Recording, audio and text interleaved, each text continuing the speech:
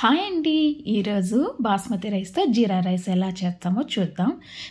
దావత్ కంపెనీ అండి. నేను 1.5 గ్లాస్ రైస్ తీసుకున్నాను. ఒక 15 మినిట్స్ నానబెట్టేసుకోవాలి, వాష్ చేసుకొని. దానికి గుప్పెడంత పుదీనా, కొత్తిమీర తీసేసుకోవాలి. ఆ తర్వాత కుక్కరు వేడెక్కాక ఒక చిన్న గిరిట నెయ్యి కానీ నూనె కానీ వేసుకోవచ్చు. బట్ రైస్ కమ్మగా ఉండాలంటే నెయ్యి వాడితే మంచిగా ఉంటుంది. సో అది కాగాక జీలకర్ర, ఆల్రెడీ మనం కట్ చేసి ఉంచుకున్న పుదీనా, కొత్తిమీర వేసి ఫ్రై చేసేసుకోవాలన్నమాట. ఇది చాలా సింపుల్ అండి, త్వరగా అయిపోతుంది. పిల్లల క్యారీకి కూడా మంచిగా టేస్టీగా ఉంటుంది బాస్మతి రైస్ వల్ల. సో ఇలా ఫ్రై చేశాక రైస్ ఆల్రెడీ మనం నానబెట్టాం కదా, దాన్ని కూడా వేసి కొంతసేపు ఫ్రై చేస్తే కమ్మగా ఉంటుంది. నెయ్యిలో వేస్తాం కదా, కాబట్టి తినడానికి కూడా టేస్టీగా ఉంటుంది. 1.5 గ్లాస్ రైస్కి 3 గ్లాసెస్ ఆఫ్ వాటర్ పోసాను. ఎక్కువసేపు నానబెట్టలేదు కాబట్టి ఈక్వల్ కొలతతో నీళ్ళు పోసామంటే మంచిగా రైస్ ఉడుకుతుంది అనమాట. నాకైతే మంచిగానే ఉనింది. కొంతమంది బాస్మతి రైస్ కొంచెం వాటర్ ఎక్కువ వేసినా ముద్దగా అయిపోతుంది అంటారు కదా, సో అట్లంతా ఏం అవ్వలేదు నాకైతే. 1.5 గ్లాస్ రైస్కి 3 గ్లాస్ వాటర్ పోసాను. పోసిన తర్వాత సాల్ట్, మనకు కావాల్సినంత సాల్ట్ వేసేసుకోవాలి.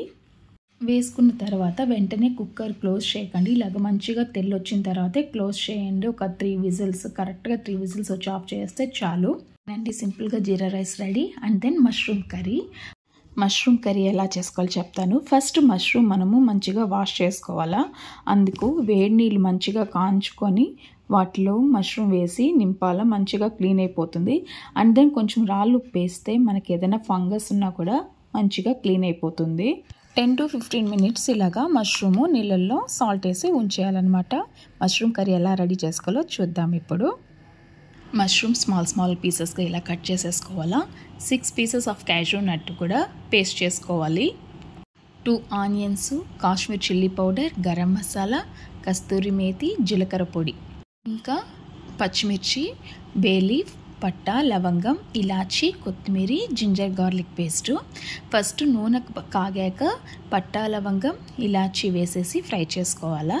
తర్వాత పచ్చిమిర్చి, ఆనియన్స్ వేసి మంచిగా ఫ్రై చేసుకోవాలా. మాడకుండా ట్రాన్స్పరెంట్ కలర్లో సాఫ్ట్గా అయ్యేంత వరకు ఫ్రై చేసుకోవాలా. చాలా బాగుంటుంది మష్రూమ్ కర్రీ. జీరా రైస్ కూడా వెరీ సింపుల్ కదా, ఈ కాంబినేషన్తో పిల్లలకి పంపిస్తే కూడా మంచిగా క్యారీ తింటారు. సో ట్రై చేయండి తప్పకుండా. ఇలాగా సాఫ్ట్గా అయ్యాక మనం already garam masala, chilli powder అన్నీ చూసాం కదా, అవన్నీ ఇంగ్రీడియంట్స్ వేసేయాలన్నమాట. వేసి మంచిగా కలర్ వచ్చేంత వరకు ఫ్రై చేసేసుకోవాలి. ఫ్రై అయ్యాక మళ్ళీ జింజర్ గార్లిక్ పేస్ట్ కూడా వేసి ఫ్రై చేసేసుకోవాలన్నమాట. సిమ్లోనే పెట్టుకొని ఓపిక్గా చేసామంటే మంచిగా ఉంటుంది. అండ్ దెన్ మనకు తరుక్కున్న మష్రూము, కొత్తిమీర కూడా వేసి ఫ్రై చేసేసుకోవాలి. ఇలాగ మష్రూమ్ వేసి ఒక 2-3 మినిట్స్ కానీ 5 మినిట్స్ కానీ సిమ్లోనే పెట్టుకొని ఫ్రై చేసుకుంటే మనకి ఆయిల్ అంతా కూడా మంచిగా బయట వచ్చేస్తుంది. తర్వాత కొంతసేపు తర్వాత ఫ్రై చేశాక క్యాష్యూ నట్ పేస్ట్ చేసుకున్నాం కదా ఆల్రెడీ మనం, ఆ పేస్ట్ని కూడా ఇందులో యాడ్ చేసేసుకోవాలా. చాలా టేస్టీగా మంచిగా ఉంటుంది. మష్రూమ్లో కూడా మనకి కావాల్సినంత విటమిన్స్ ఉంది. మటన్ బదులు మష్రూమ్ తీసుకుంటే కూడా మనకి మంచి హెల్తీనే.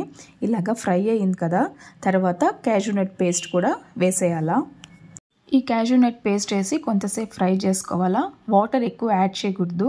జీరా రైస్కి కర్రీ థిక్గా ఉంటేనే బాగుంటుంది. సో కావాల్సినంత వాటర్ యాడ్ చేసేసుకొని 1 విజిల్ పెడితే చాలండి. మనకి ఈజీగా మష్రూమ్ కర్రీ ఇలాగ రెడీ అయిపోతుంది.